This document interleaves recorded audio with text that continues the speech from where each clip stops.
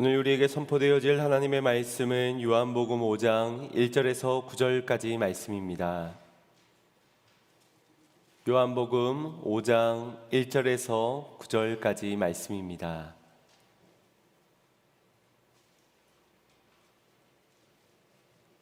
요한복음 5장 1절에서 9절까지 말씀 제가 봉독해 올리겠습니다. 그 후에 유대인의 명절이 있어 예수께서 예루살렘에 올라가시니라. 예루살렘에 있는 양문 곁에 히브리 말로 베데스다라 하는 못이 있는데 거기 행각 5이 있고 그 안에 많은 병자, 소경, 절뚝발이, 혈기 마른 자들이 누워 물의 동함을 기다리니 이는 천사가 가끔 못에 내려와 물을 동하게 하는데 동안 위에 먼저 들어가는 자는 어떤 병에 걸렸든지 낫게 되밀어라. 거기 38년 된 병자가 있더라. 예수께서 그 누운 것을 보시고 병이 벌써 오랜 줄 아시고 이르시되 내가 낫고자 하느냐? 병자가 대답하되 주여 물이 동할 때에 나를 못에 넣어줄 사람이 없어 내가 가는 동안에 다른 사람이 먼저 내려가나이다. 예수께서 가라사대 일어나 내 자리를 들고 걸어가라 하시니 그 사람이 곧 나아서 자리를 들고 걸어가니라. 이날은 안식일이니. 아멘. 할렐루야. 오늘도 하나님의 크신 은혜가 있기를 간절히 소망합니다. 주님이 주신 이 안식일의 진정한 안식이 우리 모두에게 임하기를 주님의 이름으로 축복합니다. 여러분들은 무엇을 기다리고 계십니까? 일상으로의 회복, 우리 모두의 바람일 것입니다. 또 건강의 치유, 출세와 성공, 성장과 성숙, 아마 이 모든 것들이 우리의 기다림 속에 있는 것들일 겁니다. 사랑하는 연인과의 데이트 약속을 기다리는 시간은 매우 기대가 될 것입니다. 하지만 기차나 버스를 기다리는 것은 참으로 지루한 일입니다. 직장인들에겐 주말을 간절히 기다릴 테고 다시 월요일이 점점 다가오게 되면은 그 1분 1초가 죽을 맛일 겁니다. 학교와 직장의 합격 발표를 앞두고 있는 그 기다리는 마음에는 초조함이 있게 될 것이고 아침마다 주식시장의 상황을 보기 위해 기다리는 개미들에게는 기대 반 두려움 반이 있을 겁니다. 우리가 무엇을 기다리느냐에 따라서 우리의 마음과 생각, 기분과 감정 넘어 우리의 삶과 인생까지도 달라지게 될 것입니다. 저는 요즘 저희 가정에 새로운 가족을 맞이하기 위한 기다림을 하고 있습니다. 10개월이라는 꽤 긴 시간이지만 어느덧 100일도 채 남지 않게 되었습니다. 셋째라 그런지 이게 시간이 한없이 느린 것 같기도 하고요. 또 어떤 면에서는 또 벌써 이렇게 되었나라고 싶기도 합니다. 그런데 이 기다림이 결코 저에게 지루하거나 기분 나쁘지 않고 오히려 기다릴수록 더 기대가 되고 또 기다릴수록 더 설레이는 것 같습니다. 이처럼 우리가 무엇을 기다리느냐에 따라서 그 시간은 우리에게 다르게 다가올 겁니다. 때로는 기쁘기도 하고 때로는 근심되기도 하고 아마도 우리가 이렇게 한번 나누어 볼 수 있을 듯합니다. 내가 원하는 것이 어느 정도 보이게 되었을 때 그 기다림은 분명 설렘과 기쁨을 안겨주지만 원하는 것이 있는데 그 원하는 것이 좀처럼 보이지 않았을 때 기약 없는 기다림이 될 때면 그 기다림의 시간은 우리를 지치게 하고 피곤케 하고 더러는 힘겹게만 느껴지게 할 것입니다. 여러분이 10분 뒤에 사랑하는 연인과 만나게 되는 그 10분의 기다림, 저기 먼 발치에서 걸어오는 여인의 모습이 보일 때 그 기다림이 어찌 지루할 수 있겠습니까? 또 1년에 딱 한 번뿐인 생일날을 기다리는 아이들에겐 그 1년이란 시간이 굉장히 긴 시간임에도 불구하고 그날은 반드시 오게 될 생일이기 때문에 그 생일을 기다리는 아이들의 얼굴에는 기대가 가득해 보입니다. 그런가 하면 합격이 될지 안 될지 모를 때에 내일 파란색 하얀 곡선일지 빨간색 상향 곡선일지 모를 때 무엇인가를 얻을 수도 있지만 무언가 잃어버릴 수 있는 그런 결과를 앞두고 있었을 때의 우리의 기다림에는 반드시 초조하고 불안한 마음이 들게 될 것입니다. 여러분들은 무엇을 기다리고 계십니까? 기분 좋아지는 기다림만 할 수 없을 것이고 결과를 예측하기 힘든 매우 초조한 불안하기까지 한 그러한 기다림의 시간을 벗어날 수도 없을 겁니다. 그 모든 시간들 속에 우리는 기다려야 할 테지만 우리는 그 속에서도 우리가 놓치지 말아야 할 기다림이 존재합니다. 무엇입니까? 바로 하나님의 약속이신 예수 그리스도 신랑 되신 주님이 신부 되신 우리를 데리러 오시겠다 약속하신 그날을 기다리는 기다림이 우리가 가져야 하는 기다림인 것입니다. 그날은 반드시 오게 될 것입니다. 심지어 도적과 같이 임한다고 하셨습니다. 우리에게 주님 오실 날에 대한 기다림이 반드시 있어야 할 것입니다. 그냥 오시겠지, 오시는 건 나도 알고 있어, 그렇게 알고만 있는 것과 그날을 손꼽아 기다리며 기대하며 기도하며 기다리는 시간은 분명히 다를 수밖에 없습니다. 왜냐하면 소망이 있는 것과 없는 것의 차이이기 때문입니다. 확신이 없는 기다림의 시간은 분명 우리로 하여금 근심과 불안을 안겨줄 것이고 내일에 대한 염려와 두려움 속에서 우리로 하여금 오늘을 절제되지 못한 생활을 하게 할 것이고 인내와 오래 참음을 하지 못하도록 할 것이며 육신의 욕망대로 살아가게끔 우리를 이끌게 될 것입니다. 약속의 말씀, 그 분명한 말씀의 성취가 이루어질 것을 믿으며 오실 주님을 기다리며 살아가시기를 바랍니다. 성령을 기다리시고 기도하시며 그분과 함께 견디고 그분과 함께 인내하며 살아가는 인생들이 되시기를 축복합니다. 비록 19년도부터 시작되어진 이 코로나라는 상황이 언제 끝이 나게 될지 좀처럼 그 끝을 알 수가 없는 인생에서 우리의 육신의 질병은 언제쯤 깨끗하게 치료를 받을 수 있을까? 언제까지 이 광야의 인생길을 걸어가야 하는 것인가? 얼마나 더 기도해야지 응답이 되어질 수 있는가? 우리는 그 끝을 알 수 없지만은 믿음으로 기쁘게 인내하자는 겁니다. 그 믿음은 반드시 응답되게 되게 될 그날을 믿는 믿음이요, 역전케 된 날, 승리한 그날을 도래하게 될 것을 믿는 그 믿음이 우리를 기다리게 할 것입니다. 그래서 믿음은 바라는 것들의 실상이요 보지 못하는 것들의 증거라고 하신 것입니다. 이것을 믿으십니까?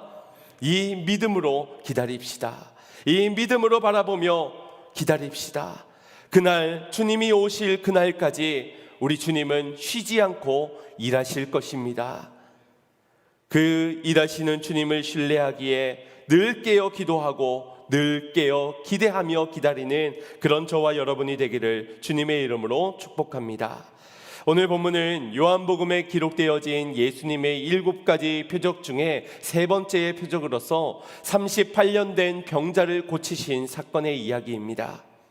주일 오후 예배 시간을 통하여서 지금 이 예수님의 7가지 표적을 하나하나 살펴보고 있는데 특별히 세 번째 표적은 이 오전 시간에 여러분과 함께 나누고자 합니다. 먼저 본문 1절 말씀을 보시면 이 사건이 일어난 시점을 유대인의 명절이라고 밝히고 있습니다. 유대인의 명절에는 유월절, 오순절, 장막절 등이 있는데 그 중에 정확히 어느 명절인지를 밝히고 있지는 않지만 명절이면 전국 각지에 흩어져 있던 순례자들이 다 이 예루살렘에 모여 하나님께 기도를 드리고 제사를 드리는 그날이라는 것은 분명히 알 수 있습니다. 아마도 이 요한복음을 기록한 요한 사도가 우리에게 이것을 전해주고자 하고 있는 것 같습니다. 예수님께서도 여느 사람들처럼 명절이기에 예루살렘에 입성하셨습니다. 그 발걸음이 성전을 향하진 아니하시고 다른 곳을 향하고 있다고 말씀하고 있습니다. 2절 말씀을 보시면 예루살렘에 있는 양문 곁에 히브리 말로 베데스라라 하는 못이 있는데 거기 행각 5이 있고 라고 말씀합니다. 당시 예루살렘 성은 사방이 성벽으로 둘러싸여져 있고 그 성벽에는 각가지에 출입할 수 있는 여러 문들이 있습니다. 마문이나 미문이나 중문이나. 그런데 오늘 본문에 등장하는 문은 양문입니다. 말 그대로 쉽 게이트로 성전의 속죄물로 드리는 양이 들어오는 문이 이 양문입니다. 하나님께 예배를 드리기 위해서는 이 양문을 통해서 들어오는 양으로만 제사를 드릴 수가 있습니다. 그러니 이 문은 절대 닫혀서는 안 되며 예배를 위해서만 항상 열려 있어야 합니다. 이 양문은 하나님께 나아갈 때 없어서는 안 되는 매우 중요한 관문이라고 볼 수 있고, 그러한 의미에서 이 양문은 우리를 위해 어린 양으로 오신 예수 그리스도의 문이기도 합니다. 우리가 그분을 통해서만 하나님께로 나아갈 수 있기 때문입니다. 그 양문 곁에 있는 베데스다 목가, 그곳에는 많은 사람들이 머물고 있었는데 3절 말씀을 보시면 그곳에는 많은 병자, 소경, 절뚝발이, 혈기 마른 자들이 누워 있었다라고 말씀합니다. 하나같이 당시 의료 기술로는 고침받을 수 없는 난치병 환자들입니다. 그들이 이 베데스다 목가에 모여 있는 이유는 단 한 가지입니다. 바로 병을 고침받기 위해서였습니다. 베데스다, 이 이름이 히브리어로 베트, 집이라는 말과 헤세드, 자비라는 말의 합쳐진 단어입니다. 즉 자비의 집이 이 베데스다입니다. 즉 이곳에 모인 병자들은 자비를 얻기 위해서 이곳에 머물러 있었다는 걸 우리는 알 수 있습니다. 이곳에는 미신처럼 전해져 내려오는 한 가지 소문이 있었는데, 천사가 가끔 이곳에 내려와 그 물이 동하게 되었을 때, 어떤 흔들림이나 어떤 움직임이 있었을 때 가장 먼저 그곳에 들어가는 사람은 어떤 병이든지 낫게 되는 일이 일어난다, 기적이 일어난다라는 소문이었습니다. 아마도 간열천처럼 온천수가 그곳에서 가끔 일어나게 되고, 그래서 물이 동하게 되었을 때 그때를 의미하는 것 같습니다. 사람들이 그때만을 기다리고 머물고 있었던 것입니다. 실제로 그곳에서 기적을 경험한 병자가 있었다든지 그 소문이 사실이었는지는 확인할 수가 없습니다. 만약 그 소문이 진짜 사실이라고 가정해 본다 할 때 과연 그곳에 병자들만 머물러 있었겠습니까?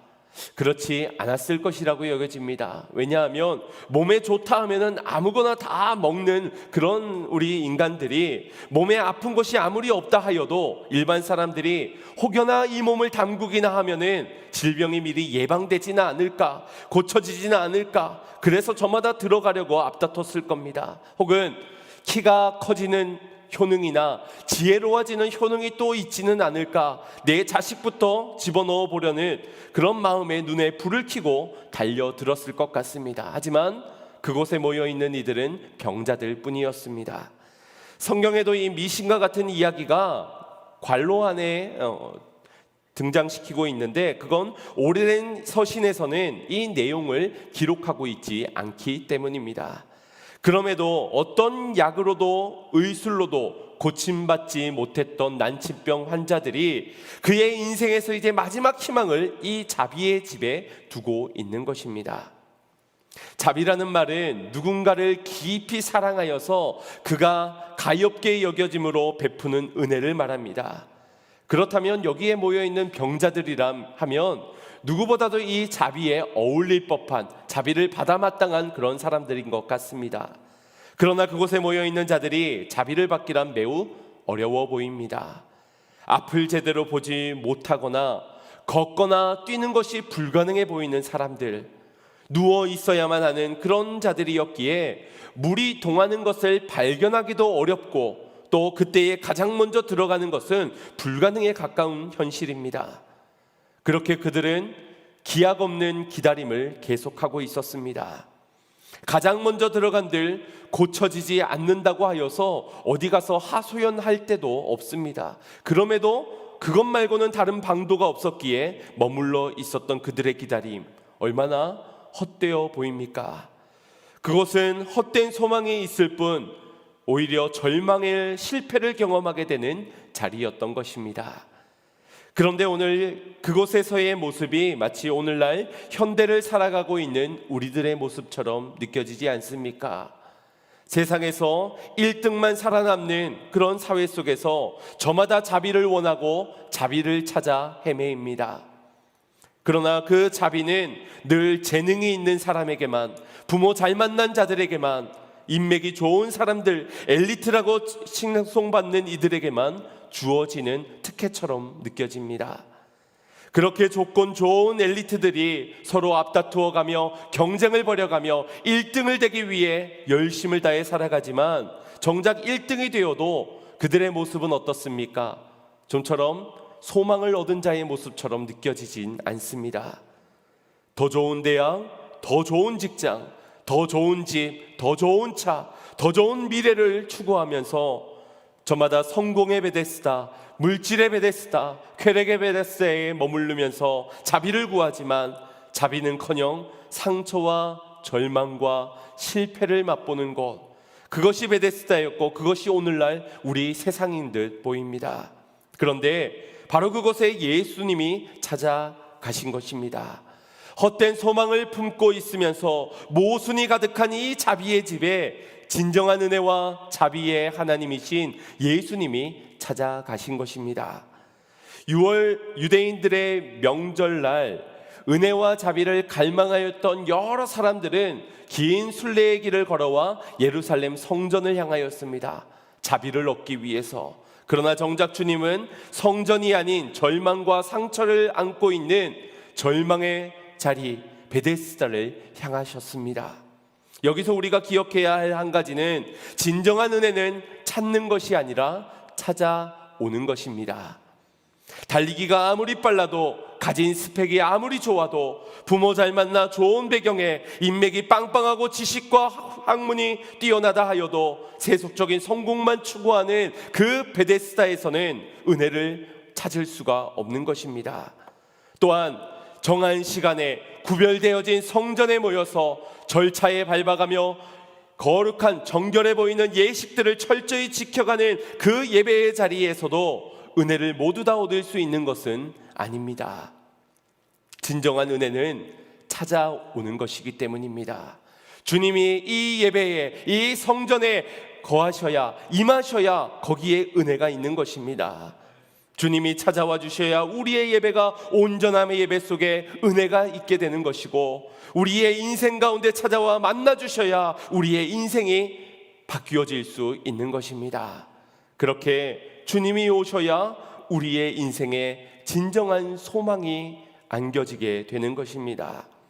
그렇게 진정한 은혜는 수많은 병자들 중 38년 된 병자를 찾아가 만나 주셨습니다. 38년이라는 시간은 꽤나 긴 시간입니다. 그것도 질병과 함께하는 시간이 38년이 되었다고 하니 그의 인생이 얼마나 괴로움의, 고통의 세월들이었겠습니까?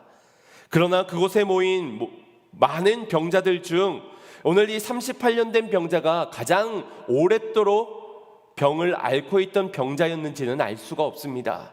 또한 그가 가장 고통스러운 질병을 가졌다라고도 단언할 수가 없습니다. 그러나 예수님은 그 많은 병자들 중에 유독 38년 된 그 병자를 찾아가 만나 주셨고 그런 그를 고쳐 주셨습니다. 특별한 것은 이 38년 된 병자에게는 어떤 믿음도 보이지 않는다는 것입니다. 여러 복음서에서 내 믿음이 너를 구원하였느니라, 그의 믿음을 보시고 고침을 주셨던 그런 믿음이 오늘 이 38년 된 병자에게는 전혀 보이지 않는다는 것입니다. 오히려 그는 예수님으로부터 고침을 받았지만 안식일에 고쳐진 이 사건을 유대인들에게 그가 나를 고쳤기 때문이라고 예수님을 고발하는 자였습니다. 그만큼 은혜도 모르고 믿음도 없는 그런 그를 예수님께서는 왜 만나주셨고 왜 그를 고쳐주시기까지 하신 것일까요? 먼저 그가 38년 된 병자라는 것에 우리가 주목해 보아야 할 것입니다.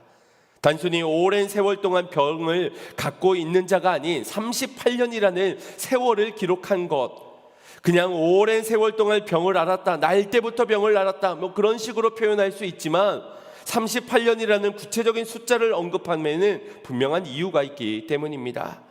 신명기 2장 14절 말씀을 합독해 보겠습니다. 시작. 가데스 바네에서 떠나 세레 시내를 건너가기까지 38년 동안이라. 이때 그 시대의 모든 군인들이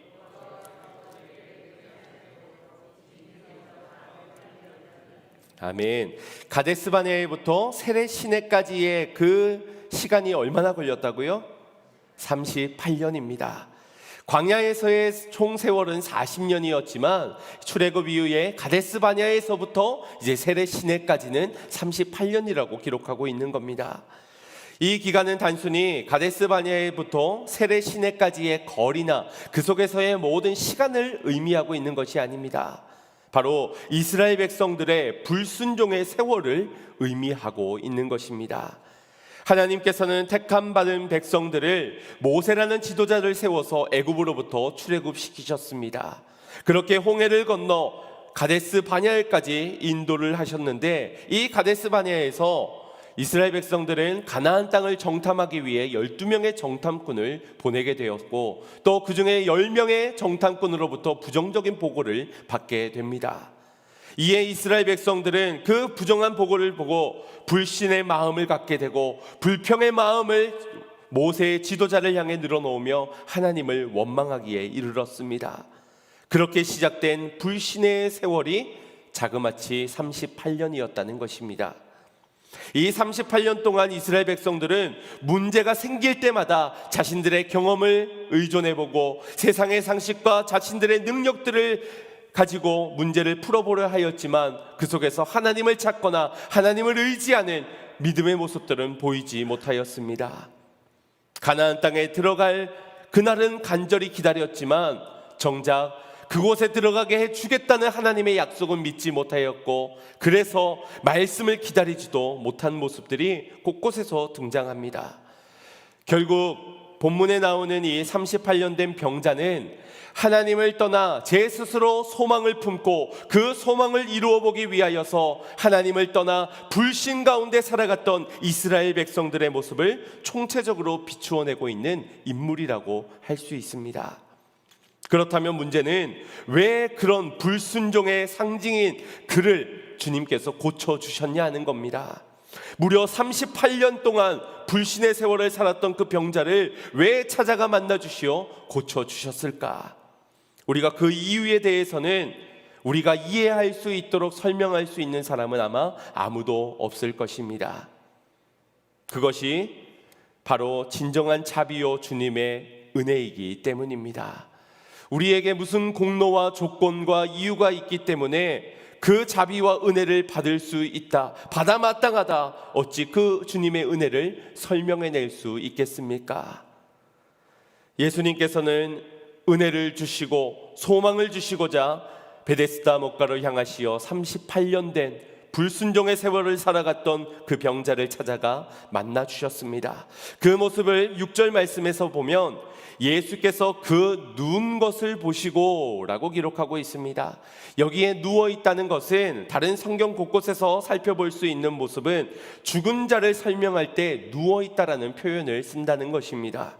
즉 이 병자는 살아있는 것 같으나 죽은 것이나 다름이 없는, 미래가 없는 표현일 수도 있겠고 살아있는 자의 가치를 다하지 못하고 있다는 것을 표현한 의미일 수도 있습니다. 어찌되었던 이유는 하나입니다. 바로 하나님을 떠났기 때문입니다. 말씀을 떠나 하나님을 신뢰하지 못하고 약속을 믿지 못하고 진정한 소망을 품지 못했기 때문이라는 것입니다. 그런 그의 영혼을 보시고 오랜 시간 동안 고통 중에 있음을 아신 주님께서는 6절 하반절에 그에게 이렇게 말씀하십니다. 내가 낫고자 하느냐. 너무나도 당연한 물음 아닙니까? 설마 그가 아유 됐습니다, 나는 안 고쳐주셔도 됩니다 라고 말하겠습니까? 누가 봐도 낫는 것 말고는 더 이상 바랄 것이 없어 보이는 그런 사람입니다. 그런 그에게 이 질문은 내가 나을 거냐 말 거냐, 고쳐줄까 고쳐주지 말까, 이것을 묻는 물음이 아닙니다. 지금 이 베데스라는 헛된 소망의 자리에서 너가 낫고자 하는 소망을 가지고 있느냐를 묻고 있는 것입니다. 38년 동안 그 누구도 고쳐주지 못했던 질병, 자비의 집에 머물고 있지만 그 누구도 자비를 베품받지 못했던 그 현장에서 자비를 경험한 사람도 보지 못한 그가 기다리는 것 말고는 아무것도 할 수 없는 그런 그에게 내가 낫고자 하는 소망을 가지고 있느냐를 주님께서 물고 계신 것입니다. 어떤 이 물음은 너가 진정한 소망이 무엇인지를 알고 있느냐를 묻고 있는 물음일 수도 있을 것 같습니다. 그때에 그의 대답은 이러합니다. 본문 7절 말씀 합독하겠습니다. 시작. 병자가 대답하되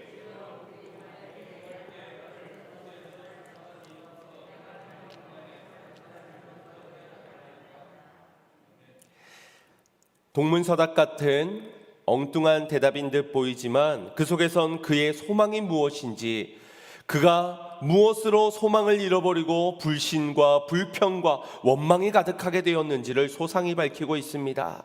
그리고 그의 말 속에서 그가 지난날 얼마나 많은 상처와 아픔들, 실패와 절망을 경험했는지도 엿볼 수 있는 대답입니다. 주여, 저에게도 소망이 있었습니다. 낳고자 하여서 이곳에 머물러 있었습니다. 그러나 나를 도와줄 사람이 없기에 다른 사람들이 먼저 들어가기 때문에, 저 사람 때문에, 다른 사람이 없기 때문에 나는 소망이 없습니다 라고 말하고 있는 것 같지 않습니까? 그에게 전해지는 가장 안타까운 문제는 38년 동안이나 그 질병을 겪고 있는 그 세월이 문제가 아니라 지금 그에게 아무런 소망이 없다는 것이 가장 큰 문제인 것입니다. 낳고는 싶습니다. 1등으로 들어가야만 합니다. 그러나 나는 할 수 없습니다. 도와줄 사람이 없기 때문에, 다른 사람들이 늘 먼저이기 때문에. 나도 자비를 얻고 싶고요, 나도 역전되는 인생, 성공하는 인생을 꿈꿉니다. 그러나 할 수 없습니다. 왜? 나는 소망이 없기 때문입니다. 성공이라는 그 베데스다의 목가에서 골든벨을 한번 울려내기 위하여서 수십 년의 세월을 그곳에 머물렀지만, 이번 기회를 잡아 대박나는 인생이 되기를 꿈꿔보았지만 늘 실패와 좌절뿐이었습니다. 지난번 그 땅을 미리 점쳐두었다면 오늘날 우리들의 모습 같지 않습니까? 가상화폐, 그것을 내가 미리 사두기만 하였더라면, 나를 도와줄 사람의 인맥을 먼저 갖췄더라면, 내가 하나님께 기도드린 그 기도들이 응답만 되어졌더라면, 그렇게 성공이라는 소망이 내게 있어 보이는 듯 하나 헛된 소망을 품고 있는 자는 소망이 없는 것과 진배 없는 것입니다. 이스라엘 백성들처럼 약속의 땅에 들어가고 싶은 마음은 있었지만 그들의 현실이 광야이다 보니, 그들의 삶의 광야에서 문제를 만나다 보니 소망은 어느덧 사라지고 문제 가운데 후회와 탄식, 불평과 불평의 원망의 소리, 결국 그들이 소망을 잃어버린 자들의 모습 아닙니까? 약속의 땅을 주실 줄 믿고 기다린다면 그 속에서 원망이 있겠습니까? 반드시 이루어질 성취요 응답이라고 믿는다면 그 속에 후회가 있겠습니까? 소망이 없기 때문이라는 겁니다. 될 수도 있고 안 될 수도 있는 그런 인생의 내일을 꿈꾸는 자들은 초조하고 불안할 수밖에 없고, 그러니 눈에 보여지는 문제마다 원망하고 남을 탓하면서 나는 안 되는구나, 저 사람 때문에 안 되는구나, 그렇게 불평하고 살아가는 인생은 소망이 없는 인생이라는 것입니다. 우리가 이 광야 같은 인생길에서 약속을 붙잡지 않은 채 환경을 탓하고 사람을 탓하고 한숨만 지으며 살아가고 있다면 우리가 38년 된 병자와 이스라엘 백성들의 광야 생활의 모습과 다를 바가 없다라는 것입니다. 하지만 소망이 없는 자에게 소망을 주시기 위해 오신 분이 바로 예수님이십니다. 주님은 그 병자에게 소망을 주시기 위해 베데스다 목가로 향하셨고 오늘 우리에게도 찾아오신 줄 믿습니다.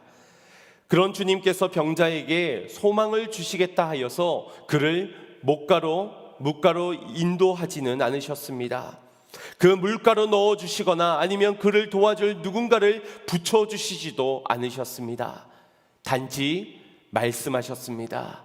단지 말씀만 주셨습니다. 그 말씀이 곧 소망이기 때문입니다. 소망의 말씀, 어떠한 말씀을 주셨습니까? 8절 말씀 합독해 보겠습니다. 예수께서 가라사대 일어나 내 자리를 들고 걸어가라 하시니. 아멘. 소망이 무너진 자리, 절망과 실패만 맛보았던 그 자리, 몸은 살아있는 듯 하나 말씀이 없어, 소망이 없어 죽어있는 그 영혼을 향하여서 너의 불신앙의 불순종의 그 자리를 들고 일어나 걸어가라 라고 주님이 소망의 말씀을 주신 것입니다. 그때 놀라운 주의 은혜가 임하게 되었습니다. 9절 말씀을 보겠습니다. 시작. 그 사람이 곧 나아서 자리를 들고 걸어가니라. 이날은 안식일이니. 아멘. 그가 믿음으로 일어났더니 고침받았습니까? 아니면 고침받아서 일어났습니까? 그 몸이 곧 나아서 자리를 들고 걸어갔다라고 말씀하고 있습니다. 이것이 그에게 어떤 믿음도 없었다는 것을 말하는 것이 이유입니다. 말씀을 품고 순종하였을 때에 나아진 것이 아니라 주님의 찾아오시는 진정한 은혜로 인하여서 그가 고침을 받게 된 것이지요. 그렇게 그는 찾아오는 하나님의 진정한 은혜 가운데 기적을 경험하고 그날을 성경은 안식일이었다라고 기록하고 있습니다. 진정한 소망을 준 그날이 바로 안식일이었다는 것입니다. 그런데 하나님이신 예수님은 말씀으로 소망을 주시기 위해 그곳 가운데 절망 가운데 찾아가 진정한 안식을 허락하여 주셨건만 이 일로 인하여서 유대인들은 어떻게 안식일에 이런 일이 일어날 수 있는가? 병자가 그 자리를 들고 일어나는 것은 안식일을 어기는 것이요, 그런 그를 치료하는 것도 안식일에 치료한 것이기 때문에 안식일을 범하였다는 이유로 예수님을 잡고자 합니다. 하나님께서 천지 만물을 만드시고 일곱째 날에 안식하셨습니다. 그리고 그 안식일을 우리 인간들을 위해 허락하여 주셨습니다. 이날은 단순히 쉬는 휴일의 개념이 아닙니다. 만약 그냥 일을 많이 했기 때문에 쉬는 하루로 보낸다면 우리는 내일 다시금 일상 가운데 고통의 일들을, 수고의 일들을 해나가야 합니다. 하지만 하나님께서 이루신 이 일곱째 날의 안식일은 다시 일을 해야 하는 그 8일째로 열어가기 위한 잠시 쉬는 시간의 7일째가 아니라 영원한 안식을 허락하여 주는 진정한 안식일이었습니다. 다만 우리 인간의 죄로 인하여서 이 안식일이 깨어지고 빼앗겨버리게 된 것이지요. 요한복음 5장 17절 말씀을 보시면 예수님께서 이렇게 말씀하십니다. 합독합니다. 예수께서 저희에게 이르시되 내 아버지께서 이제까지 일하시니 나도 일한다 하시매. 아멘. 하나님이 뭐 하신다고요? 일하신다. 이제까지도 일하고 계시고 나도 일하신다 말씀합니다. 창조 사역을 통해서 모든 일을 완성하시고 영원한 안식을 명하시며 쉬셨던 그 하나님께서 여기에서는 안식일에 이제까지 일하고 계신다라고 말씀합니다. 무슨 일이 필요했던 것일까요? 하나님이 무엇이 일이었던 것일까요? 요한복음 6장 29절에 주님은 이렇게 말씀하십니다. 합독합니다. 예수께서 대답하여 가라사대 하나님의 보내신 자를 믿는 것이 하나님의 일이니라 하시니. 아멘. 아담과 하와의 말씀을 붙잡지 못하고 불신앙하였던 그 죄로 인해 우리의 영원한 안식이 깨어지게 되었고, 안식을 잃어버린 자들을 위하여 주님은 인간의 몸을 입고 말씀 가운데 이 땅에 찾아오셨습니다. 그렇게 독생자 예수 그리스도를 보내어 그를 믿는 자들에게 진정한 소망을 주시고 진정한 안식을 허락하여 주시기까지 우리 주님은 일하신다라는 것입니다. 만약 주님이 일하시지 않는다면 어떻게 될까요? 우리가 이 주일이라고 하여서 아무리 성전에 모였다 하여도, 아무리 자비의 집에 머문다 하여도, 1등이 되고 물에 들어가고 도울 사람이 내게 있다 하여도 우리의 인생에는 소망이 없는 인생이요, 영원한 안식을 누릴 수 없는 절망의 인생이라는 것입니다. 그러나 우리 주님은 말씀으로 찾아오셔서 진정한 은혜를 우리에게 허락하여 주셨습니다. 말씀을 떠난 자들은 소망이 없는 자들이요, 소망이 없는 자들의 인생에서는 그저 안식일의 형식과 전통만 남아 누군가를 정죄하고 누군가를 판단하고 그렇게 죄만 남게 되는 인생이 되는 것입니다. 주님께서 우리에게 주신 이 안식일은 어떠한 날입니까? 나의 인생에 진정한 은혜로 찾아와 주시어 소망을 주신 그 주님을 찬양하는 하루요, 감사하는 하루요, 주님의 거룩함에 참여하는 하루요, 회복의 은혜의 날인 줄 믿습니다. 그런데 이 안식일에 주님의 말씀으로 소망을 얻지 못한 인생이 어떻게 되겠습니까? 다시 내일 우리의 옛구습의 일상으로 돌아가는 것입니다. 어떤 마음으로 돌아가겠습니까? 소망을 접어두고 다시 내가 불안해하고 내가 초조해하고 내가 고민하고 내가 염려하지 않는 그런 세상 가운데로 나아가는 겁니다. 다시 성공이라는 베데스다를 향하여서 말입니다. 이처럼 말씀을 떠나 불신 가운데 다시 광야길로 걸어가서는 안 됩니다. 예수 그리스도가 찾아오셨고 그분은 우리에게 일순간만 주어지는 안식이 아니라 영원한 안식을 이루어 주신 분이십니다. 그러니 우리가 말씀에 돌아와야 될 줄 믿습니다. 말씀 안에서 주님의 소망을 붙잡아야 할 줄 믿습니다. 다시 현실을 보며 소망을 잃어버린 자처럼 산다면 거기에 우리의 인생에 실패가 있는 것입니다. 절망뿐인 세상에서도 여전히 소망은 있습니다. 절망뿐인 곳은 지옥밖에 없습니다. 소망이 없는 곳은 지옥밖에 없습니다. 왜냐하면 안식일의 주인이신 예수 그리스도께서 소망 중에 우리를 찾아오셨기 때문입니다. 진정한 자비로 우리에게 소망을 주시고자 안식을 허락하여 주시고 오늘 이 시간 실패와 좌절과 절망을 경험하였던 우리의 인생을 향해 주님은 단지 말씀하십니다. 단지 말씀만 주십니다. 그러나 그 말씀이면 되는 줄 믿으시길 바랍니다. 그 말씀에 소망을 얻는 인생은 영원한 안식 가운데 참여하는 자가 됨을 믿으시길 바랍니다. 오늘 우리가 내가 낫고자 하느냐 이 주님의 음성에 귀 기울이기를 소망합니다. 진정한 은혜로 찾아오시어 자비를 베풀고자 내가 낫고자 하느냐, 너의 소망은 어디에 있느냐, 정말 나에게서 말씀에게서 주님에게서 은혜를 얻고자 하느냐 물으실 때에 오늘 우리가 주님의 음성을 듣기를 원합니다. 너의 불신과 불평과 원망의 그 모든 자리로부터 들고 일어나 약속을 믿는 믿음으로 소망을 가지고 걸어가라. 약속을 믿고 소망의 나라를 향하여서 너에게 허락되어진 그 나라에서 살아가는 자답게 안식일에 누리는 자로 살아가라. 오늘 우리에게 말씀하시는 이 음성을 듣는 저와 여러분이 되기를 간절히 소망합니다. 또 한 가지 마지막으로 우리에게는 이 소망의 말씀으로 안식과 평안을 주셨지만 오늘 이 말씀을 듣지 못하는 많은 이들이 있지요.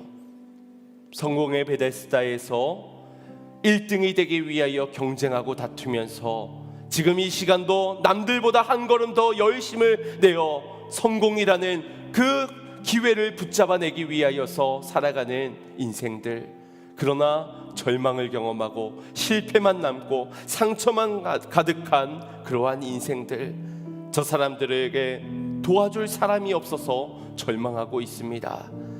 도와줄 사람이 없어서 소망을 잃어버리고 살고 있는 겁니다.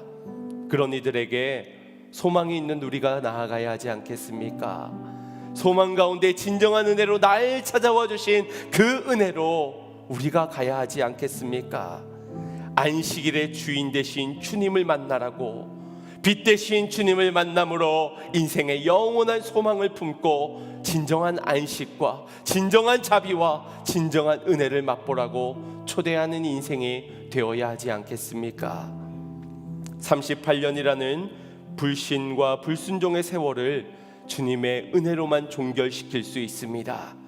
여러분의 불신의 모든 세월들을 오늘 진정한 소망 말씀 가운데 찾아오신 주님을 영접함으로 끊어내시기를 바라고, 이제 약속의 그 땅 안에 머물러 살아가는 인생 속에 빛을 드러내며 소망을 전하며 그렇게 진정한 안식을 우리의 가정 안에서 누려지고 목장 안에서 교회 안에서 누려가며 우리의 맡겨진 예그름들을 향하여서 이 은혜를 전파할 수 있는 그런 저와 여러분이 되기를 주님의 이름으로 축원드립니다.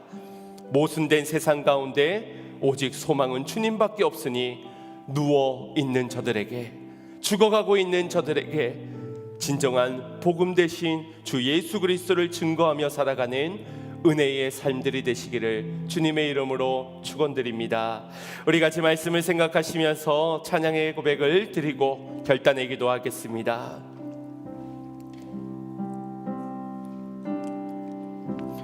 무엇이 변치 않아 내 소망이 되며 무엇이 한결같아 내 삶을 품으리 그 누가 날 만족해 해 내 영이 쉬며 그 누굴 기다려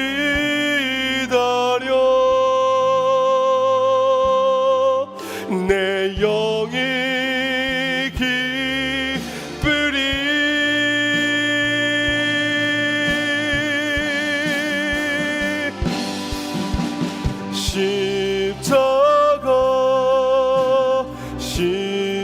십자가 그 그늘 아래 내 소망이 있네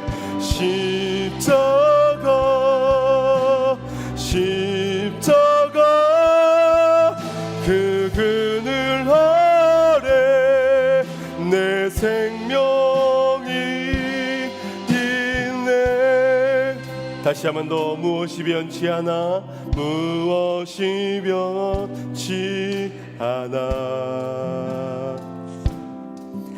내 소망이 되며 무엇이 한결같아 내 삶을 품으리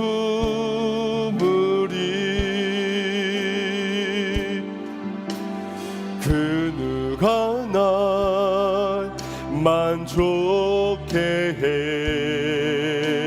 내 영이 쉬며 그 누굴 기다려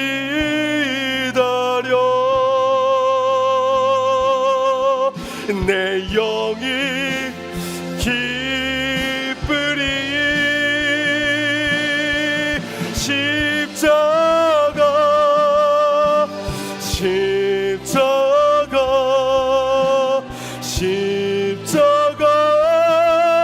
그 그늘 아래 내 소망이 있네 십자가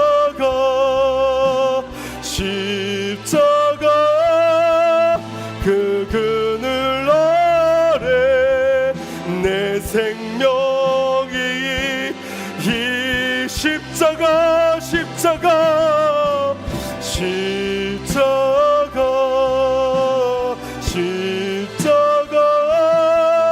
그 그늘 아래 내 소망이 있네